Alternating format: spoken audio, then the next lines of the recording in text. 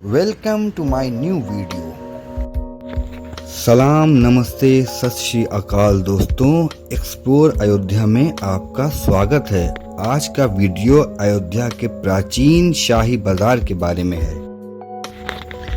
इस बाजार का निर्माण कब हुआ और वो निर्माण किसने कराया, इस बाजार का प्राचीन नाम क्या था, इसके बारे में आज जानेंगे अपने इस वीडियो के माध्यम से। वीडियो में बने रहिएगा, अंत तक पूरा वीडियो ज़रूर देखिएगा। ये जो गेट आपके सामने है, ये उत्तरी दिशा का पहला गेट है। इस गेट में बड़े बड़े गुंबददार दरवाजे होते थे, जिसे बंद करने के बाद बाजार सुरक्षित रहता था। आपको बताते चलें, गेट में एक छोटे से हिस्से से लोगों की पहचान जानने के बाद शाही सैनिक लोगों को आने जाने देते थे। ये गेट 2 मंजिला हुआ करते हैं और इस गेट में कमरे भी बनाए जाते थे, जिसमें शाही सैनिक रहते थे, जो कि बाजार की दिन रात सुरक्षा करते थे। ये इसमें जीना भी है, ऊपर कमरे हैं और ऊपर इन्हीं कमरों में शाही सैनिक रहते भी थे और बारी बारी अपनी ड्यूटी करते थे। ये जो आप गेट देख रहे हैं, उसके अगल बगल ऊपर साइड में जो आपको एरिया दिख रहा है, मैं उस कमरे की बात कर रहा हूँ। उत्तरी दिशा के गेट के ठीक विपरीत दिशा में जो आप 3 दर दिख रहे हैं आपको, उसे त्रिपोली बाजार, मेन त्रिपोली बाजार उसी का नाम। त्रिपोलिया शाही नवाब शुजाउद्दौला ने अवध की राजधानी फैजाबाद बनने के बाद सन 1754 में शहर के बीचों बीच 3 तरफ से शाही बाजार भी बनवाया था, जो बड़े बड़े गुंबददार दरवाजे बंद होने के कारण त्रिपोलिया के नाम से जाना जाने लगा। वर्तमान में इसे चौक घंटाघर के नाम से जाना जाता है। ये बाजार चारों दिशाओं से प्रवेश द्वारों से घिरा हुआ है। आज भी फैजाबाद यानी अयोध्या शहर के नवाबों की लोक सांस्कृतिक और स्थापत्य कला की याद दिलाता है। बाजार के चारों तरफ ऊंची दीवारें बनी हुई थी, जिससे ये काफी सुरक्षित था। ये त्रिपोलिया बाजार के पश्चिम दिशा का प्रवेश द्वार है, जो कि शहर के बीचों बीच स्थित है। इस बाजार के चारों दिशाओं में ऐसी तरह के प्रवेश द्वार हुआ करते थे, जो आज भी मौजूद है। जैसा कि आप देख रहे हैं, ये प्रवेश द्वार जो कि पिछले 300 साल से आज भी उसी शान और शौकत के साथ खड़ा हुआ है, जिसका नाम त्रिपोलिया बाजार है। पश्चिम दिशा का ये जो गेट आपके सामने है, ये त्रिपोलिया बाजार का सेकंड गेट था। आइए चलते हैं, मैं आपको दिखाता हूँ और इसके आगे कौन सा गेट है और ये कब बना। 3 रास्तों नुमा प्रवेश द्वार जो आप देख रहे हैं, गेट नंबर 3 है। ये पूर्वी दिशा का गेट नंबर 3 है और ये 3 तरफ से इसमें रास्ता हुआ करता है और ये सीधा जाके नवाब शुजाउद्दौला की जो मकबरा है यानी गुलाब बाड़ी के नाम से जो जाना जाता है, वहां तक ये रास्ता सीधा गया। ये पूर्वी दिशा का पहला गेट है। ये प्रवेश द्वार भव्य प्रवेश द्वार के बगल 1754 के बाद बना था, जो आज भी मौजूद है शहर अयोध्या के बीचों बीच में।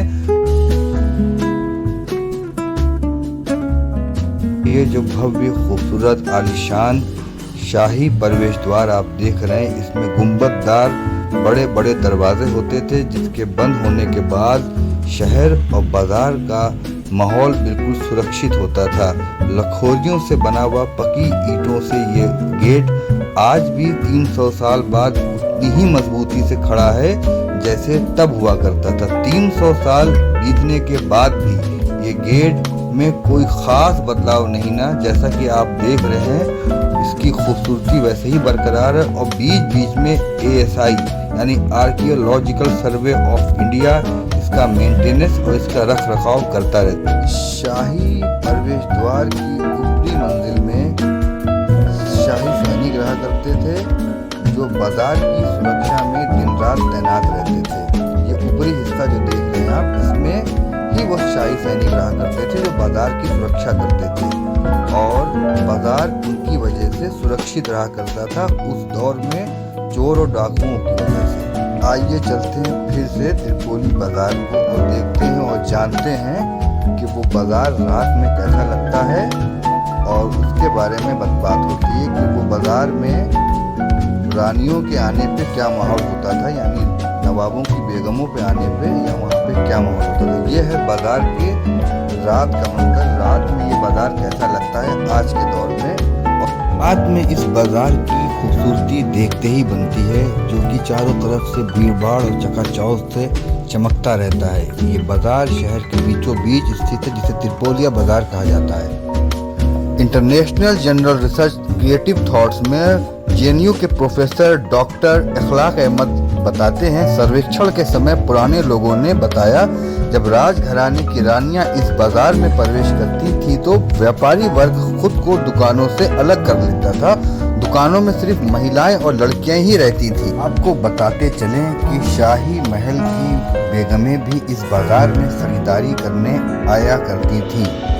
आपको याद दिलाते चलें कि अवध की राजधानी फैजाबाद होने की वजह से ज़्यादातर आबादी मुस्लिम हुआ करती थी, जिसके लिए नवाबों के वजीर हसन रजा खान ने एक मस्जिद का निर्माण कराया था। International journal creative and research thought में जेएनयू के प्रोफेसर डॉक्टर इखलाक अहमद बताते हैं कि सर्वेक्षण के समय पुराने लोगों ने बताया, जब राजघराने की रानी इस बाजार में प्रवेश करती थी तो उस समय व्यापारी वर्ग अपनी दुकानों से खुद को हटा लेता था। दुकानों में सिर्फ महिलाएं और लड़कियां ही रहती थीं। नवाबों की बेगमों को जो सामान पसंद आता था, उसका संकेत मिलते ही बेगमों की नौकरानी वहां खड़ी हो जाती थी, और जब राजघराने की रानियां यानी नवाबों की बेगमें बाजार से चली जाती थीं तो दुकानों के मालिक वहां आते थे, और जो सामान महल की नौकरानी कहती थी उसे दुकानदार दे दिया करते थे, और जब सामान महल पहुंच जाता था तो उसका मूल शाही महल से दुकानदार के पास आता था।